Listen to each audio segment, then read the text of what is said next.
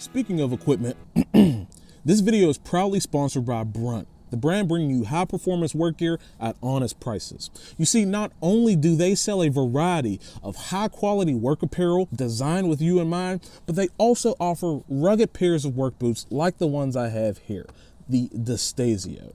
They're leather, 9-inch composite toe with triple layered waterproofing. These things are tough as nails and even include a built-in steel shank for the pesky little things. Check these out as well as all their other offerings at the link in the description down below, and be sure to enter code Garnett10 at checkout for $10 off your first order of 60.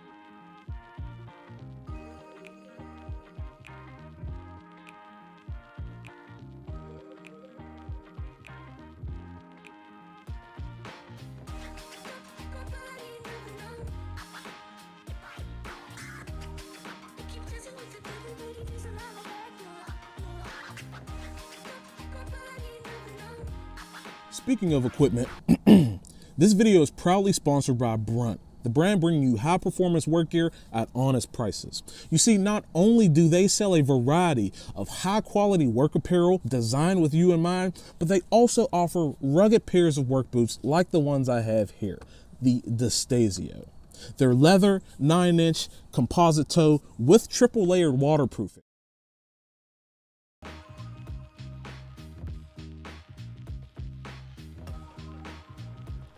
Hey, what's popping off, guys? So I'm just trying to figure out, I finally got my Windows here updated all the way. Like, it was plaguing me for like some time, right? I've been having an issue where it wouldn't let me update for some reason, but we got it all updated. We're good to go. Blam. And yeah, I need to plug in some more things and figure out how to get guests back on here. Yeah, remember when I used to do that? Yeah, we can figure out how to get guests back on here. And I need to figure out what kind of plugin I need to use for that. But yeah, I'm just testing this thing out and making sure the live stream works as intended. Okay, so live streaming is good to go. Let's see what we got right now. 15. No, we got 6 of y'all right now. 6 guys, what's up? How y'all doing tonight? This is gonna be a short one. Real short. I'm drinking New Belgium.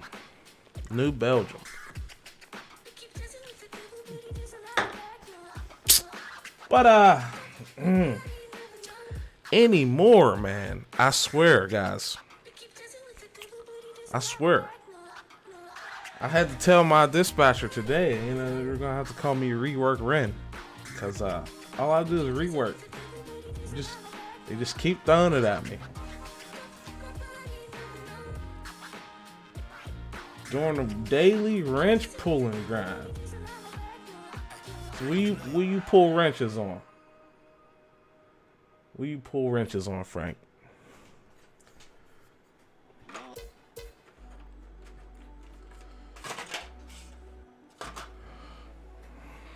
Listen, guys, I think I have a problem. I have too much of an affinity for sushi for some reason. Like, it's good. I like it. Auto light duty truck work. That's what's up, man. That's what's up. What kind of light duty trucks? Like Western Star dump trucks or something like that? Is that what we're talking about? Or are we talking about like Peterbilt's?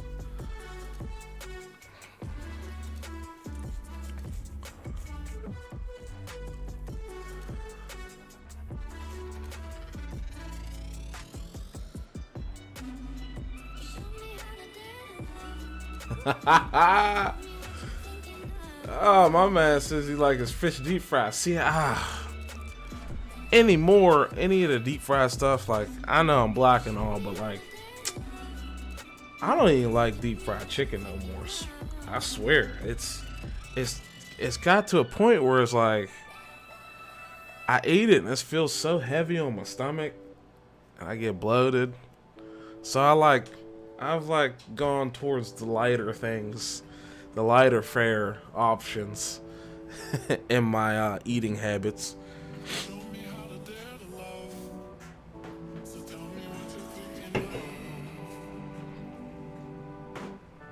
Got the little refrigerator down here in the basement. Well, that kind of ruins the immersion. I'm not currently in the environment you see there, right? I am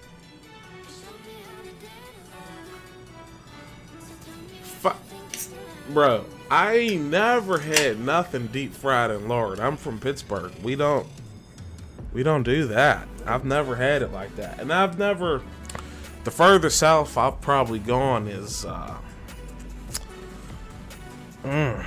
as an adult, Maryland.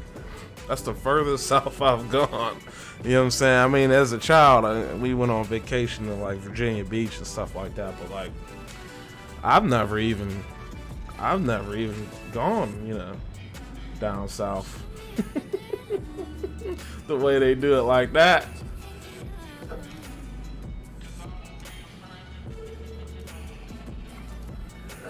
How many fat tires? Let's see. 1, 2. But it's a variety pack, so there's not only just fat tires.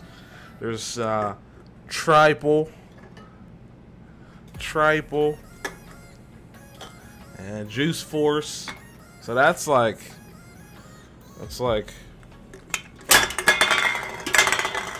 whoops. Oh man, now I'm gonna have to clean up after this.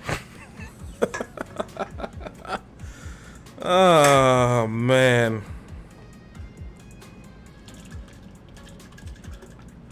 Need to get out more, Alabama. I wish I could. That's kind of part of life. You know what I'm saying? I got 2 really young kids that I only get on the weekends, and my days are mostly consumed by work, which is again why the shortcomings here on YouTube. So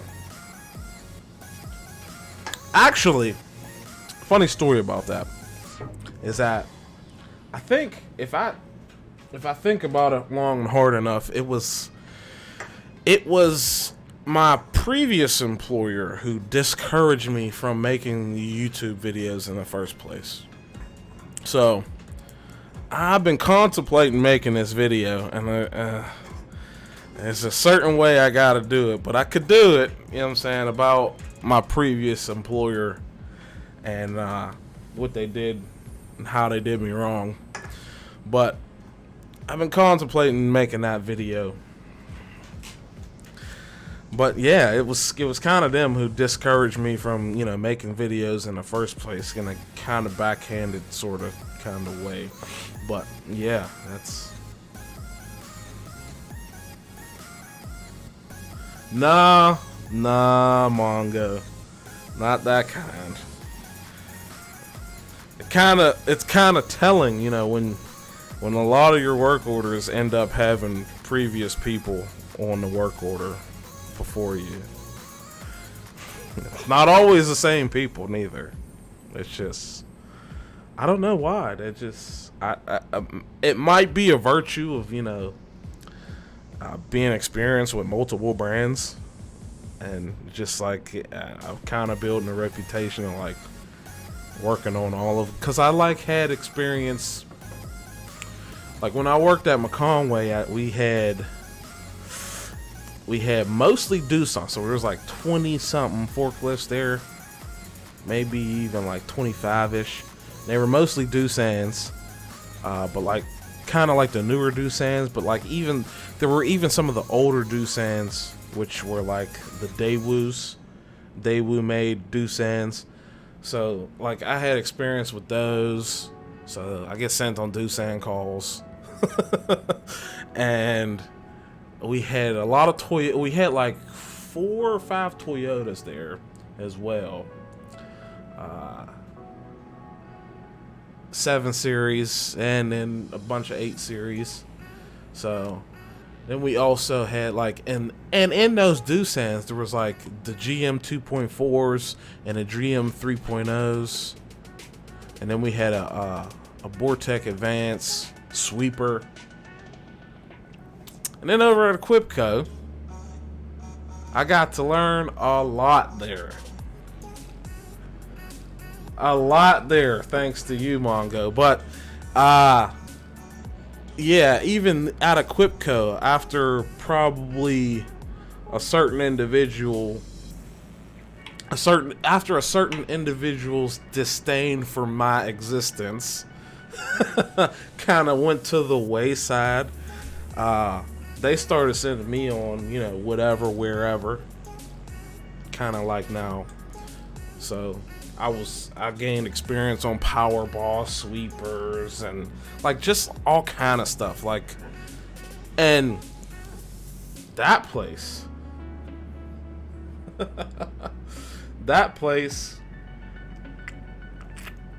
it was a godsend because, I don't know if you realize, like, experience is the greatest teacher of all, of anything ever, right? Because when you fail at something, you learn how to not fail at it. When you fail repeatedly, you learn what not to do. So I think the ideology over there, like the dispatching at Equipco, was like, if you mess something up, like there wasn't a lot of rework, you know what I'm saying? There had to be a couple conversations for there to be rework, you know what I'm saying? But like, so like if I did something today and it messed up tomorrow, like the dispatcher would send me back. You know, he's not gonna send, back then, Equipco's dispatcher, Equipco's dispatcher wasn't gonna send someone else. Like, no, you were just there yesterday. Go back, figure out what happened. It's kind of was like, and that was like a lot. That kind of was what gained, because like when you would know about your mistakes. Yeah, seriously, clean up your own mess. You would know about your mistakes, and you would know like, oh, this is what I did yesterday, and it would be an added amount of pressure to like show back up in front of a mad customer and go like, I kind of, you know what I'm saying, I kind of gotta figure out, you know what I'm saying, something else this time. So like that's why I say Equipco was kind of a godsend, because it kind of like built a lot of that mentality in me, and it instilled in me the want to get something right the first time. Like I don't like guessing. Like, even though I've had all this experience and stuff, and I've seen a lot of problems, a lot of common problems, I like to know what's wrong before I say that's what's wrong, right?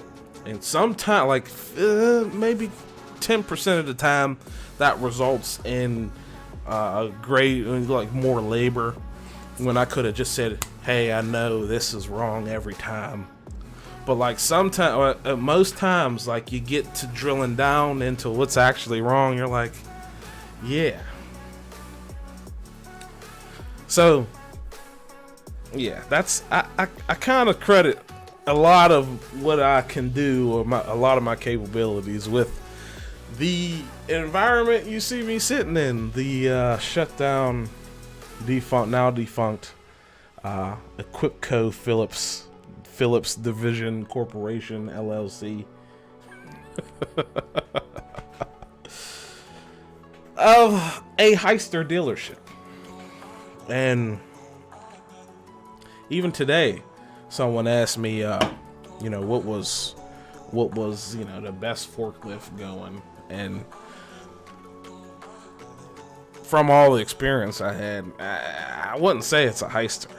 I really wouldn't, because the thing about customers, right, or the thing about like my mentality is like I will want something that's reliable and easy to fix, and the Hysters have the reliability, but the easy to fix is not there. So like any of the other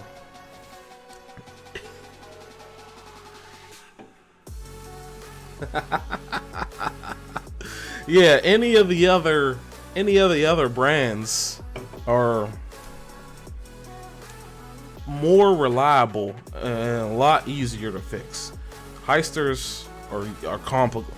Like, for example, like someone asked me what's the best power jack, right? And for that, in that case, I've only had experience with a couple power jacks. You know what I'm saying? Walk behind power jacks. And in that case, I probably would recommend the Hyster because I know how to fix it. It's easy. It's simple. But I told them, don't get a young Heinrich because those things are overcomplicated. And anytime it breaks, you know what I'm saying? They might give you a discount on the front end. But anytime it breaks, it's like this whole convoluted mess on trying to figure out how to talk to the thing and figure out what's wrong with it. So it's kind of a mixed bag. I'd say if you wanted a reliable forklift, you would definitely want one with a Nissan engine. I have literally seen that engine run on one cylinder, like coil packs unplugged, no spark going to 3 out of the 4 cylinders. The engine runs for some reason like that. and that's a testament to an engine's capabilities and reliabilities right there.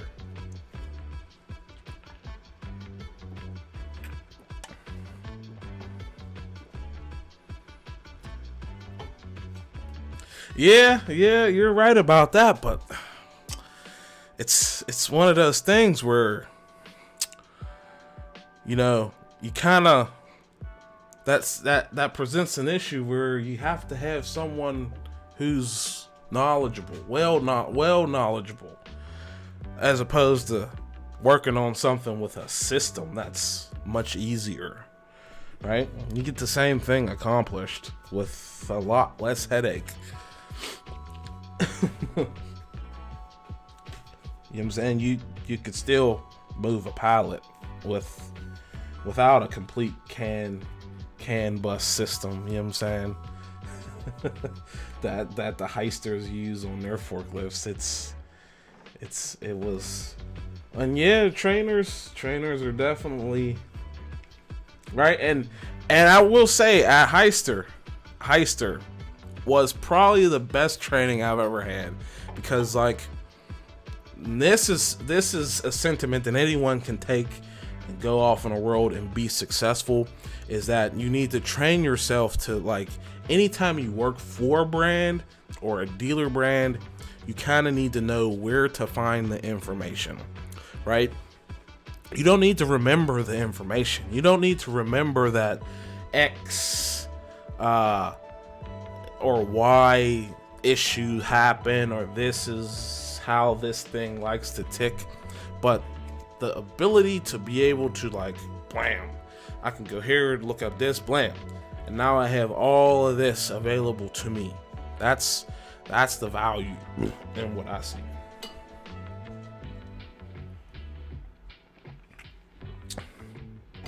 Toyota forklifts are good, Frank, but sometimes they're stuck. Like, I'd say Toyota forklifts are good for one thing and one thing only. It's warehouses, because the way they design a lot of the suspensions on the forklifts on the Toyota side, especially the steer axle, it's flimsy, and it's purposely flimsy. I recall even, for example, was that a 7 Series or 8 Series truck? I think they did it the same on both trucks, but like a 13,000 pound Toyota forklift, the bushing in that steer axle was about, I don't know, this thick around, right? It's a circular bushing that's this thick around, and you know, once you wear that, it's metal on metal, and they're one of the few brands to do that. And when I was maintaining those trucks, it was like the steel mill was such a harsh environment that we were PMing trucks every 100 hours. So every 100 hours, I would have to replace the bushings in that steer axle, and it's not a fun game when those, you know, bushings are like little. They're not cheap. You know what I'm saying? They're not expensive, but they're, you know what I'm saying? It's a phenolic resin bushing. It's not like it's any type of metal or anything. It's literally a plastic bushing that they put in there to mount the whole steering axle for a fork truck. You have two of them, one in the front and one in the rear. And that was the flimsiest design I've ever encountered on a forklift ever. Doosan doesn't do that. Hyster doesn't do that. Mitsubishi doesn't do that. Caterpillar doesn't do that. I can't speak for Lindy or Crown, but yeah, that's the that's the worst I've ever seen. But in addition to that, the Toyota front, on the bigger trucks, you have this transmission mount that is incorporated into the front differentials. Like it's the how would I explain this? It's the pumpkin cover. So you have a pumpkin cover, and then you have a like a differential seal in that pumpkin cover, which you put a yoke in there, and your U-joint bolts in front of that. Well, on that, molded to that differential cover, is the transmission mount, and I'd say once a month, just because the steel mills, you know, the terrain in a steel mill is so aggressive in and out of buildings, and sometimes they run over stuff. Once a month, that's a $1,800 aluminum part that they would break, and it takes a lot of labor to get that out of there. So a Toyota forklift is kind of meant for a warehouse, and if you have anything other than that situation, never buy one of those machines.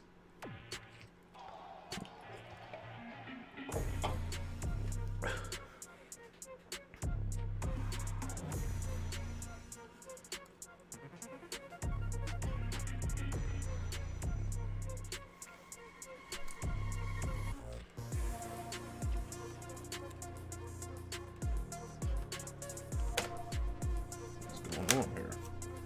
Kind of got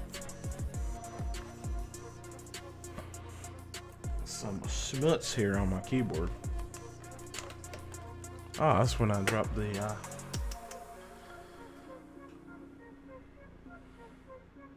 engineer to a price point rather than a capacity. Yeah, that may be some of it as well. But in my experience, the Toyota machines are just meant for a clean floor, kind of like some other machines. What do some of you guys do? 10? We got 10 guys. Come on, 10 guys in here. What do you guys do? What are the specifics of your? I always like talking to certain people, right? I always like getting introspective from other people.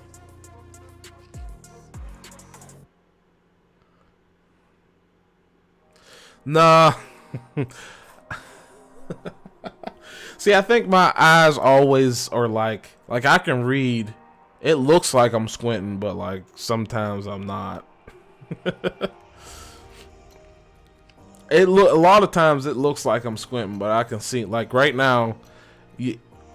Let's see. We'll find a comment I haven't read yet.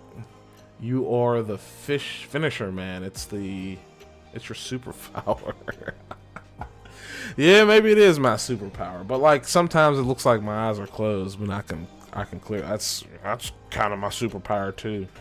Can't tell you how many times I've sat there like this, and I can fully see what's going on, and it looks like my eyes are completely closed. So that's kind of what I do. I probably do need glasses too. My eyesight is starting to waver.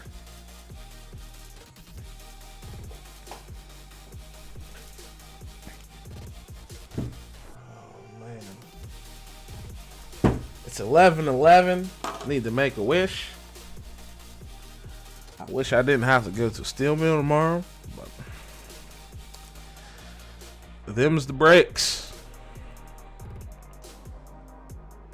Come on, iPad.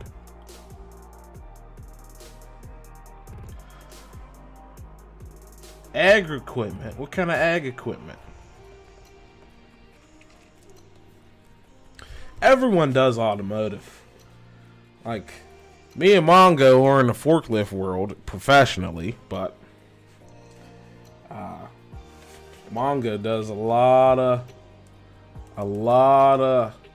automotive on the side there.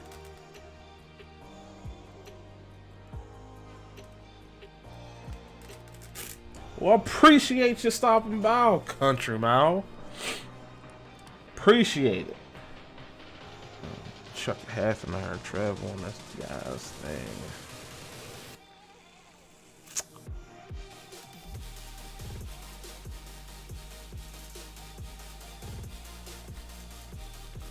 JWC Tech.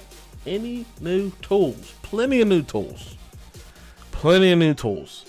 I don't know if you caught the last live stream, but this is a screwdriver from Linus. That's the only one I have sitting here at the desk at the moment. But other than that, I got a whole haul Mac tools upstairs. Oh, there's a whole giveaway. So if any of you guys are interested, right, Mongo and me by extension are doing a giveaway, and there's a bunch of tools featured in the last video I published. So like, you're gonna want to subscribe to Mongo's Garage for the giveaway. But like, yeah, there's a bunch of like probably even there's even stuff in there that like I was supposed to review and didn't end up. I didn't end up reviewing because like, I don't know, various reasons, but like there's definitely 2 little pocket flashlights, a ratchet, a tape measure. That's I think that's the thing I was supposed to review. A DA sander, yeah, a bunch of stuff in that giveaway. So subscribe over to Mongo's Garage for that. Farm tractors. Diesel little welding.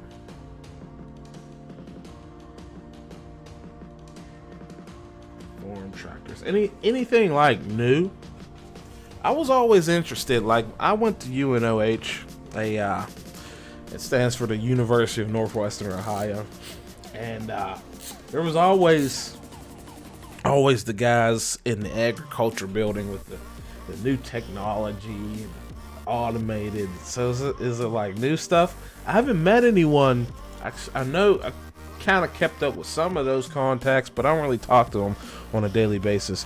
But like, I haven't really met anyone in the last 10 years that like has worked on some of that more fancier agriculture equipment.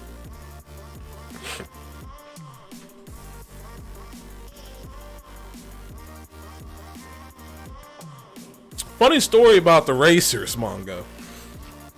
So, in my infinite wisdom, right? We lived in a dorm called NP 26. Now, NP 26 was on a strip.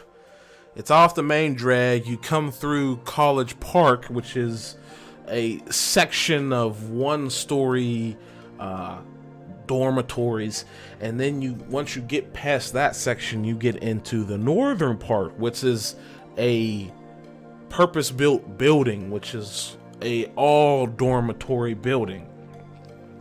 Now, we kind of built a reputation in the northern part for standing on the balconies and yelling at cars as they whiz by, because most of, I wouldn't say most, I'd say a third of the automotive campus was past our dormitory on the other side of the campus. So one day, one of the prime members of the Racers baseball team decided to stop, and I remember like it was yesterday, a gold Durango, and we were shouting obscenities, and these Racers baseball members decided to hop out of their car, pull up on the side of that the drive there, and sort of get into an altercation with us, and one of them ended up punching my friend in the face, and we were all like super drunk. So when this happened, my back was turned, and to me it kind of sounded like keys hit the ground, and I was like, who dropped keys?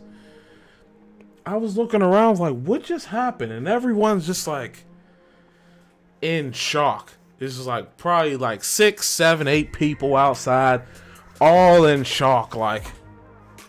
And I just see my buddy take off running towards College Park, and I was like, what in the hell just happened?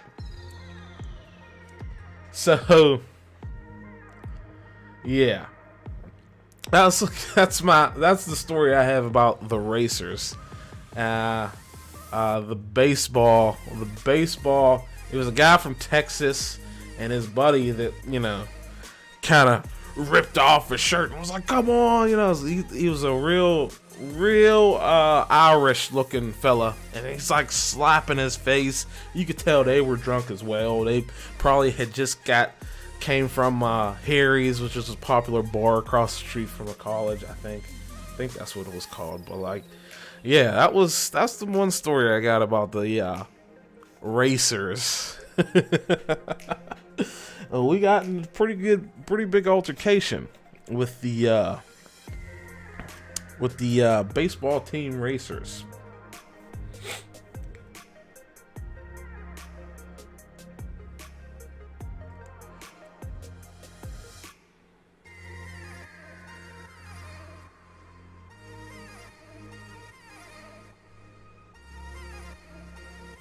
Komatsu.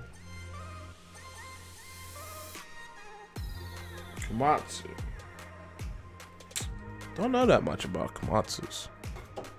Really don't. I know they use Nissan engines like 5 other branded forklifts, but like, aside from that, man. Street race. See, we used. Did you hear that? I just broke my chair.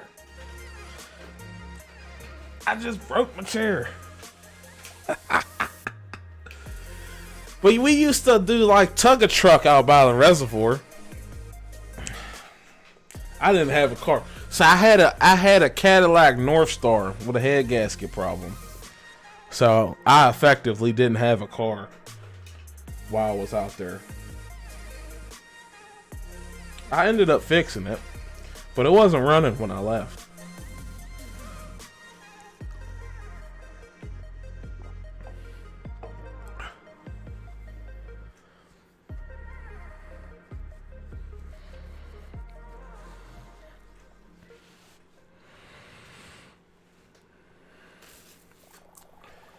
Big win for John Deere, JWC Tech says. Now, I for one don't consider it a win.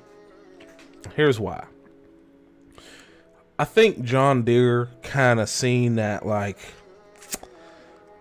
if they continued on the path they were going down, it would probably end up being a law, and they don't want laws. Just like a lot of the automotive industry agreed to share information. They kind of like bailed out before things were able to make it to the actual law phase. So I kind of think it's a cop-out to say like, oh, we'll enter in this agreement that says, you know what I'm saying, you guys can work on your own equipment, but as soon as it becomes, you know what I'm saying, advantageous for us, or it's not a benefit to us, you know what I'm saying, or we see that what you're doing is hurting our profits, then we can kind of pull out of that agreement. That's kind of what I think. It's kind of cop out, in my opinion. But OBD came out of this.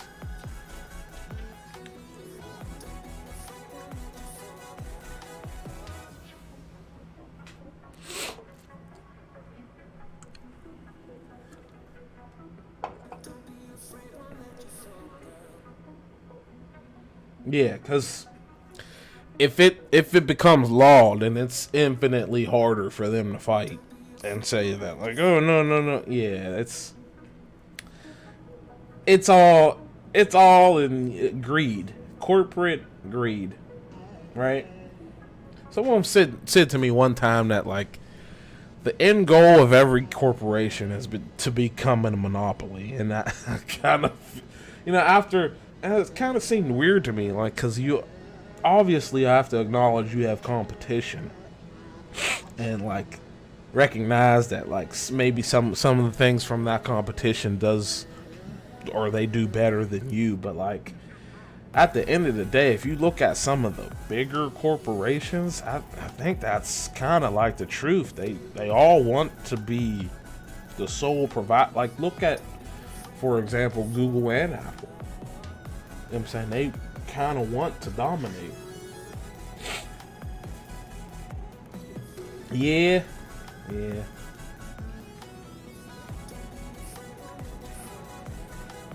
Yeah, John Deere started the whole right to repair. Yeah, because... Did you get the high speed extended? What do you mean, JWC?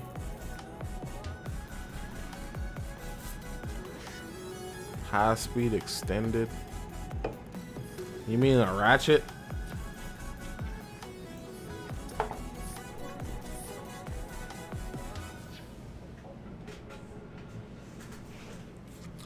Clark. Yes, Clark is one of those ones that I do not like.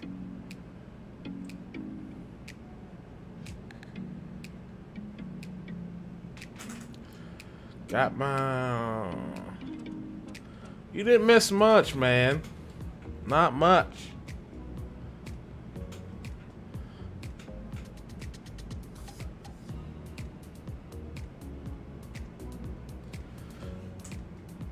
See, I have, I traded in my Milwaukee stuff, 12 volt, because I hate it.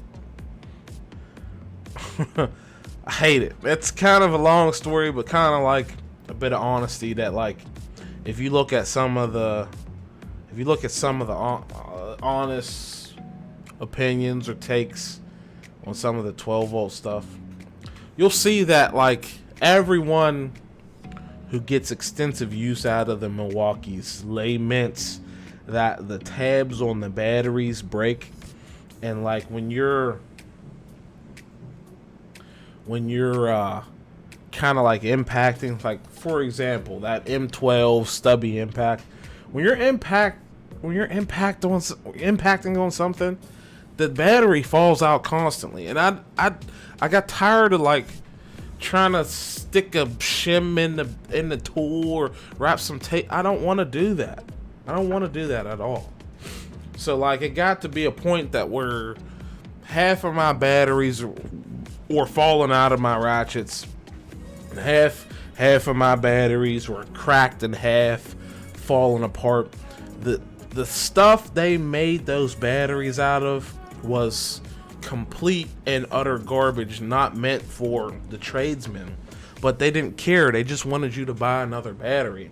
And that's kind of what sent me down a path of finding something better. And that's where I landed on Snap-on, which actually has the tabs, 2 tabs on either side of the tool, which actually lock it to the tool.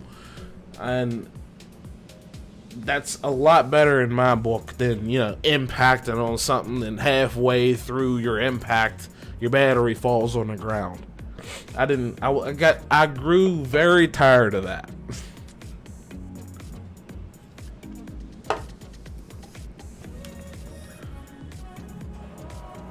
Yeah, I mean, and it took them years to get to a level where, you know, they finally addressed that issue.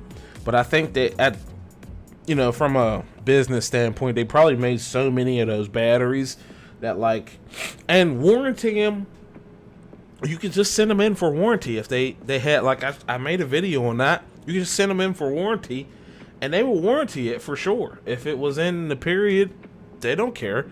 They send you new batteries. They don't care. They really don't. But, like, at a point, just like the Harbor Freight ratchets, the Pittsburgh Pro ratchets, there's a point where you're like, how much time and effort do I devote to trying to get a warranty when this thing keeps breaking? How I could have just bought something better and went on about my life. That's kind of where I'm at with that. I don't like the Milwaukee M12. Now, the M18 is different because they actually have mechanical releases, right? That you squeeze those 2 tabs. Those 2 tabs actually physically lock in the tool and prevent from shaking it loose, right? I mean, you have to be pretty worn for that to break, or you have to drop it pretty hard or pretty high for those to come apart. Well, the M12 wasn't designed like that. And I hate it. I do not like it.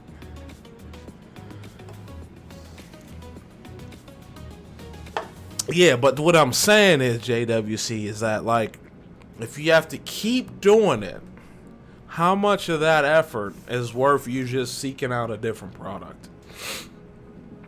Like, if you're one of the ones who have the issue with a cracking, like, at one point I had like 11 Milwaukee batteries, right? And like 8 of them were like broken. And then I sent half of them away, and the ones that weren't covered by warranty, I fixed myself, because you can buy new battery cases on Amazon and stuff like that. So even then, even after doing all that and going through that hassle, it still kept happening.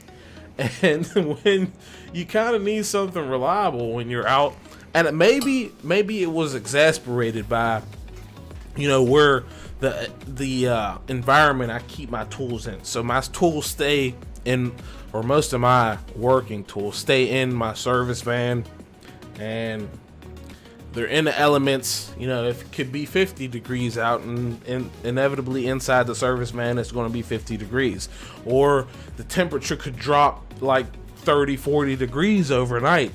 They're in that element, you know what I'm saying? They're out there in that van, and you have to, you know, account for also there's vibration when I'm driving down a road. Maybe I might go on a 2-hour road trip in the morning, and, you know, I'm saying it where it's cold versus hot, and the temperature differences and the vibrations from the road. Maybe the tools were, they broke down because of what I'm putting them through. Maybe, yes, but also the Snap-ons don't do that.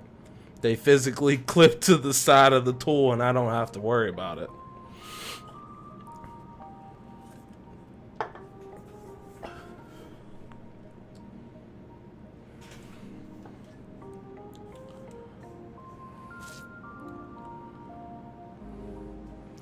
Yeah, the Snap-on 14.4. I wouldn't recommend the 18. I would never recommend the 18 volt Snap-ons. But the 14.4 lineup is that, especially when you consider like they make battery boots, Snap-on themselves, and then, you know what I'm saying, regular battery boots, the, you know what I'm saying, the PVC ones that like stretch over the batteries, but they also make magnetic boots, which it was initially intended for the speaker, whereas you twist this magnet onto this magnet boot onto your 14.4 battery, and it holds the whole 14.4 speaker on anything ferrous. But like that is, I got like a couple of those, and that's been like one of those features that's like very underrated, because if I'm out and about and I'm just like moving all around this vehicle, fixing it, I'm taking bolts out here, taking bolts out there, taking bolts out there, I could just put the thing on its battery and stick it to the side of what I'm working on. And I'm not working on automotive. I don't have to worry about the paint on something like this. Maybe if I was working on a brand new truck, yes, but like I don't really generally have to worry about the paint or scuffing up the surface of the exterior of a forklift.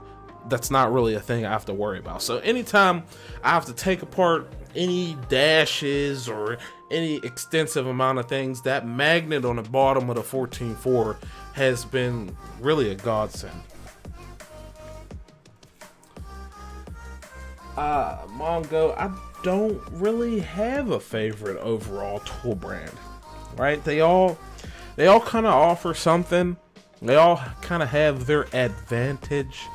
They all kind of have their shtick, right? But like none of them are my favorite, right?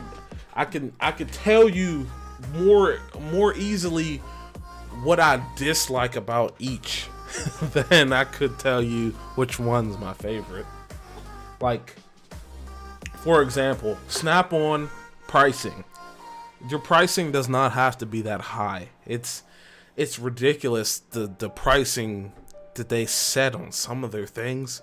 It's just asinine. And then you go over to Matco. My gripe with Matco is that like pretty much nothing they have is made in America aside from their ratchets. Like even their wrenches, maybe even their sockets. But like Matco's whole thing is like rebranding. And to an extent, the same thing with Mac. Like Mac, rarely you'll come up with, like, I just went to the Mac guys and a shut down Mac guy's house, and picked through tools and bought a small little haul of Mac stuff. You'll probably see a video here shortly, but like the stuff that they offer that's USA made is like little socket sets, like little, you know what I'm saying, you're talking about little 1/4-inch socket sets, right? And then with them, it's also pricing. Like, what? why do these things have to be priced so bad? Like, it's just like corporate greed has gripped hold of like everything and made things so damn expensive. Like, there was a bag of knuckle savers, right? And the Mac guy was like, granted, he's out of business and he's giving me things that cost. He's like, I'm giving you all this stuff that costs. I'm just trying to recoup my money. He said, that's a $1,000 bag. And not a single wrench in that bag was made in America. Mac Tools. I like to speak to Mac Tools directly. and even Matco. What makes you think I want to buy a wrench set for close to $1,000 when Right Tool exists? Why would I do that? When Proto exists, why would I do that? Right? Even if you look at Protos, they're half the cost. If I found a USA made wrench set, they're half the cost of your tool truck equivalent. Why would I want to buy that from you? I'm sorry, that's ridiculous for a Taiwanese made wrench set. Knuckle savers. It's just, come on. Come on. Disgusting. And then you move over to Cornwell. Now, Cornwell is a bit unique in that they own Kennedy. They make their own toolboxes, just like Matco. Matco makes their own toolboxes. But Cornwell has like a USA. They have USA ratchets. They have USA sockets. They have USA wrenches, right? And there's still the expensive, right? Very expensive. Like, I would have said like in the past that my favorite tool brand is something like SK, but like with SK, it's like they're kind of doing the bare minimum. You know what I'm saying? You've offered the same set of tools for like 30 years. Like you've had like 4 new products in the last 30 years. That's ridiculous. And then a lot of guys like to jump on knee pros. I like knee pros as much as the next guy, but like a lot of these guys are like, oh, these are tool jewelry. They're too nice to use. No, they're not, man. These knee pros tools, Japanese made, they cost as much as Snap-on, and they're a tool made to be used just like a Snap-on. You buy a tool, use a tool. Don't idolize a tool like it's a piece of jewelry. These aren't Nikes. These aren't Yeezy shoes. Like, stop. That's a little ridiculous.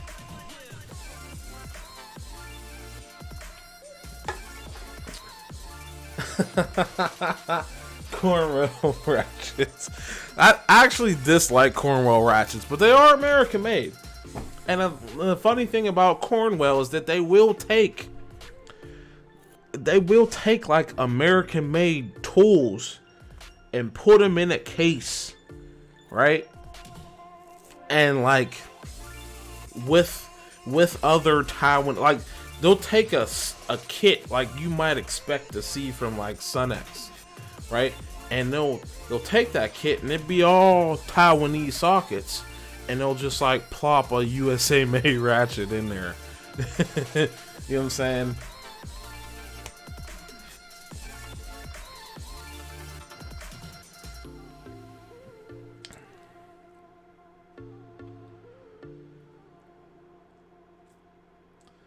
A lot of brands have made 24 karat gold ratchets. Like Mac Tools have made a 24 karat gold ratchet.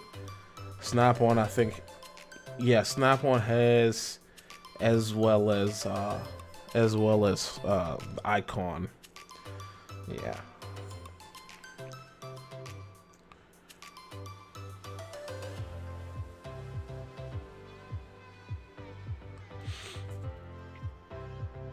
New Thinktool Mini extensions.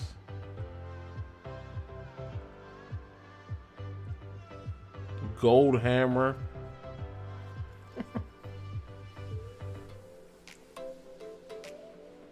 Precision torque hard to beat. Also use Icon on mobile box every day. They have been great, right? See, here's like that's where we gotta have a chat, man.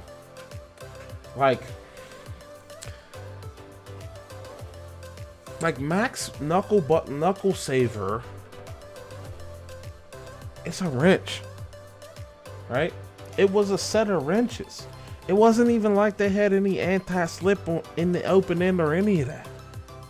It was just a set of wrenches, right? We gotta go down a rabbit hole real quick. right? We got to. We'll take a look at Wright's.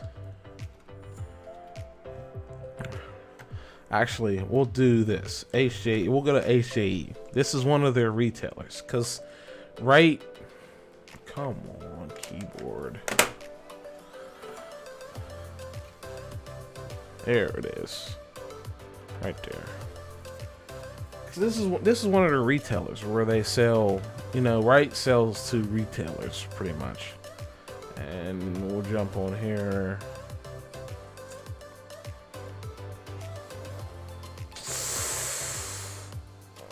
Right tool. And we'll do, I want wrench sets, but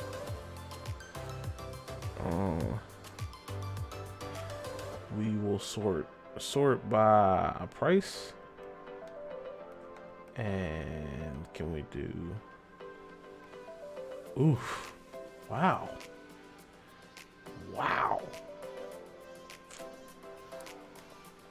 So we'll just scroll through here and find a common wrench set. 28 piece 12. See, that's right there is tool truck pricing. So from Wright, what you get with tool truck pricing is the 760 WR, right? And you get a 28 piece wrench set that ranges from 6 to 50 millimeters. For example, we'll go on Mac Tools, and you'll see the atrocity that is the deficit. Like, what?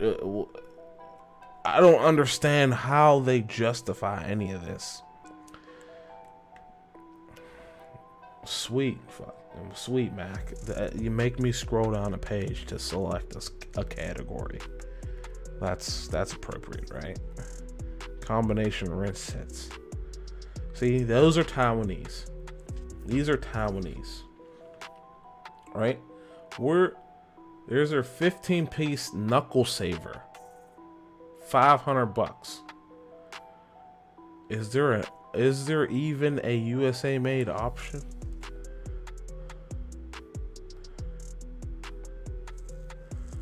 $6 to 24 is $700. What do you think they would charge you for the sizes above 24?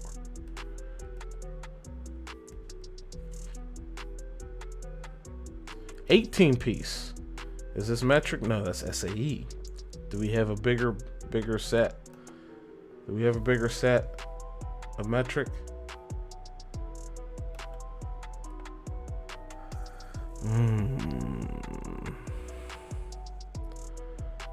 Let's see. No. Do we have a bigger set of metrics? No, we don't really. That's the closest comparison. It's $800 for 6 to 24. Literally half the size Wright will give you. Right? And how many pieces was that?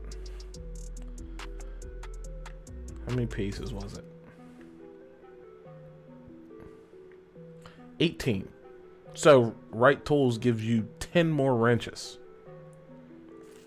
for only $200 in the difference. It's just, and let's do a similar thing with Matco.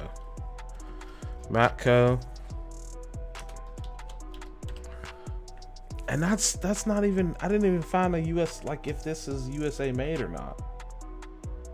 Because the Wright Tools ones are USA made. Right? Do these say USA on them anywhere? I don't think so. Is that? I don't know. It looks like you got the size, knuckle saver, and then Mac. It doesn't say anything about, you know.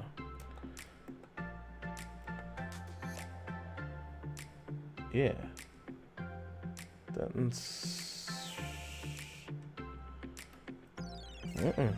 No.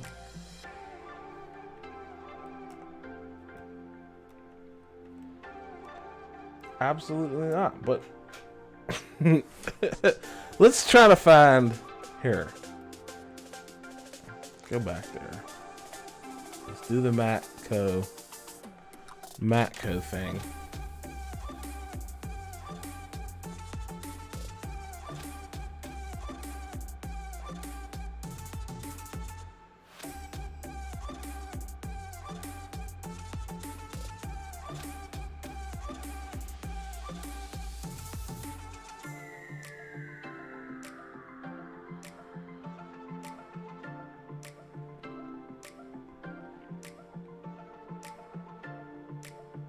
Precision torque have teeth, JW says.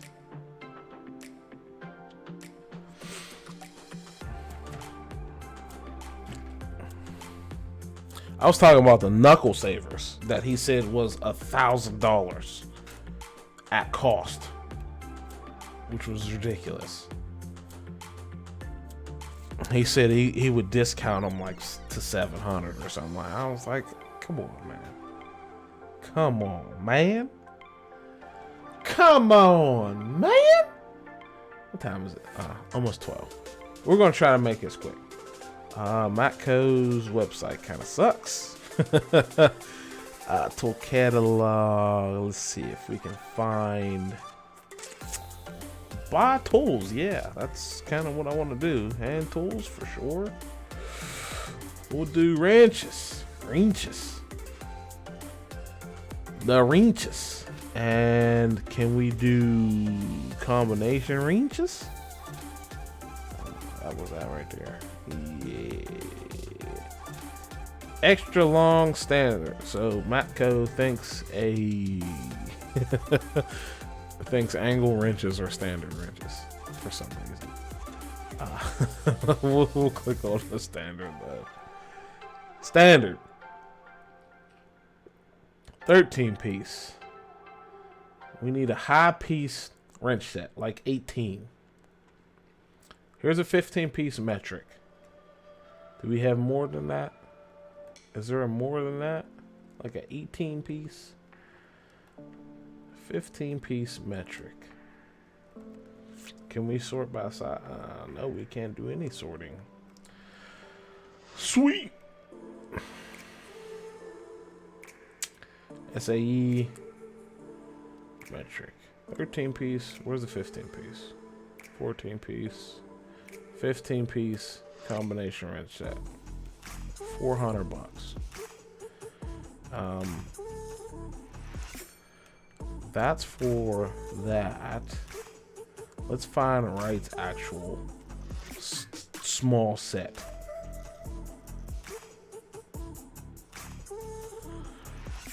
It's in here somewhere. 15 piece. Right? Now, you might take a look at this and be like, oh, see, those prices are comparable. These are right grip.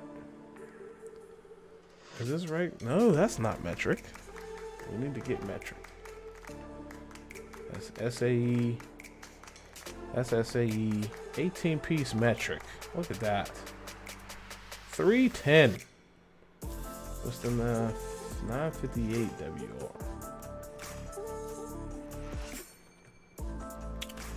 Right? 310 for 18 piece. You get 7 to 24. With Matco, right? You get a similar price, right? That I'd argue that price is not that much different until you consider the Wrights are made in America. These are not. Full details below. Where they made at? Where they made at? They're not going to tell you because it's not America. And that's the difference. The Wright are also cheaper. And you get more pieces for less money and made in America. So I don't understand why these companies think they can charge such an amount for certain tools. I just don't get it.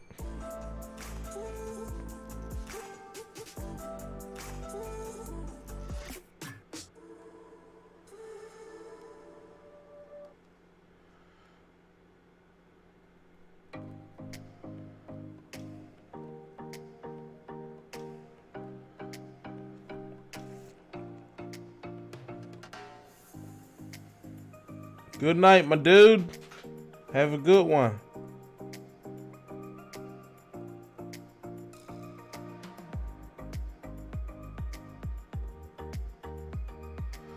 The financing is I think the main reason they charge so much is the greed. I think it's just the greed. You know what I'm saying? They have to mark it up to sell to a dealer, and that dealer has to mark it up to sell to you.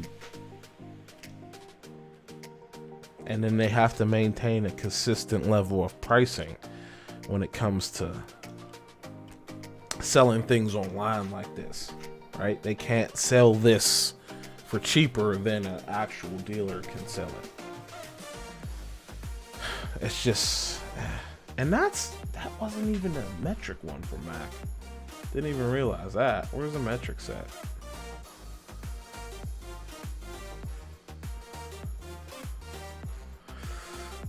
Oh, sort by price, high to low. There we go. SAE knuckle savers are the most expensive they have. Really? 19 piece. This item's not available, so go fuck yourself.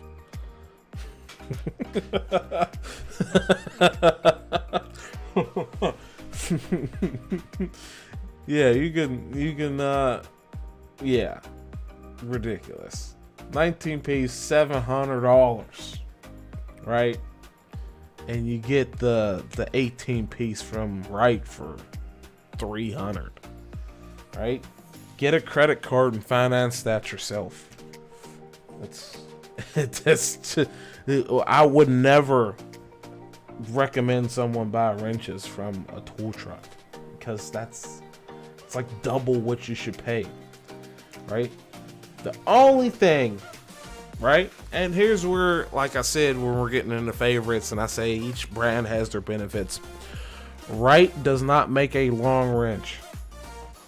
These wrenches, albeit they have like kind of the flank drive plus style of teeth in their open end, they do not make a long wrench. These are pretty much the length of your USA Craftsman you remember. These guys do make a long wrench, right? But it still makes no mention of where they're made at.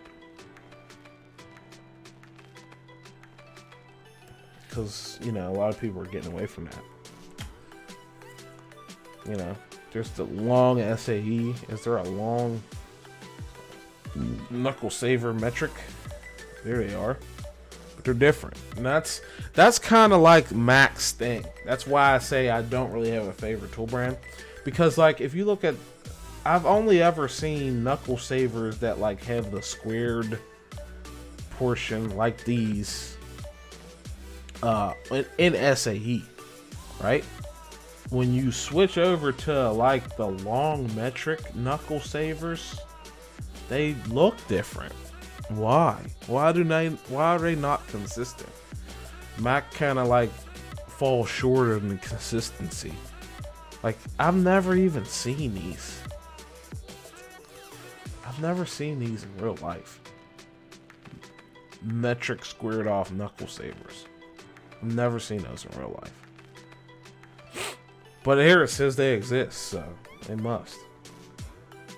But like, I know a guy who had these. Had the SAE set here. Squared off knuckle savers. And they say USA on them. Clear as day. But these do not. So how they justify hundreds of dollars. I don't get it.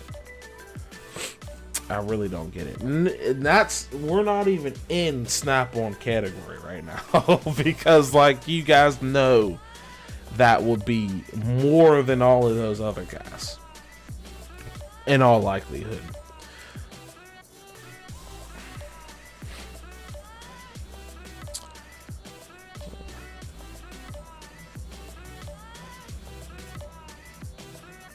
Yeah, see, but like that's where JWC, that's where I don't like. A lot of guys say like, oh, you can make weekly payments on a Snap-on truck. I think I equate the tool trucks to like Mary Kay or Avon, where they're coming to your face, or Schwann's even.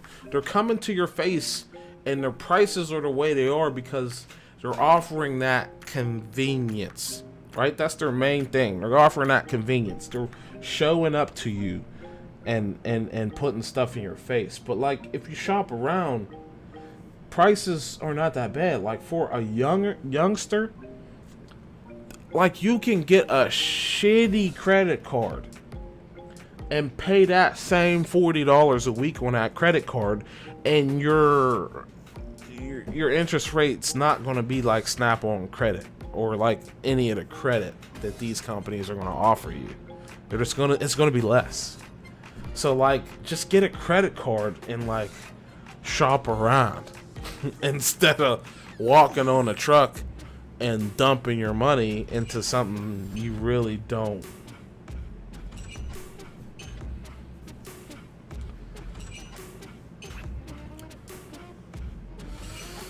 It's just, man.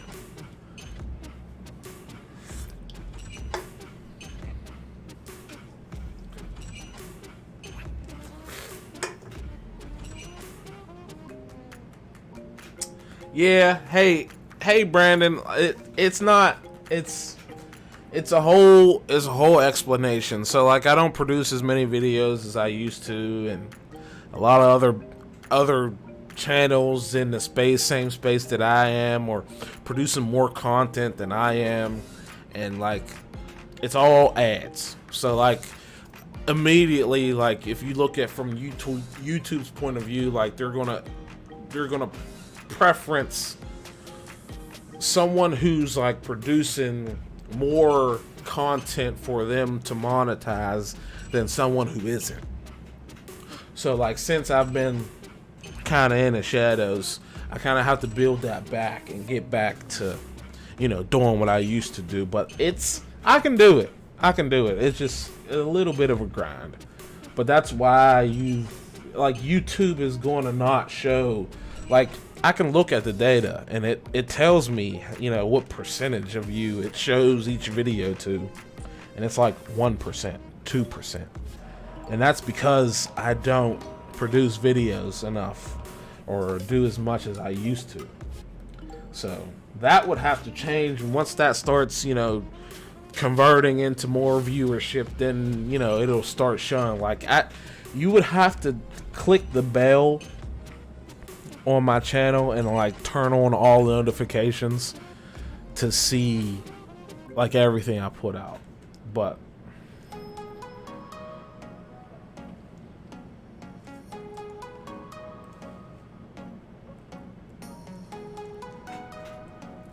yeah, that might be the case too.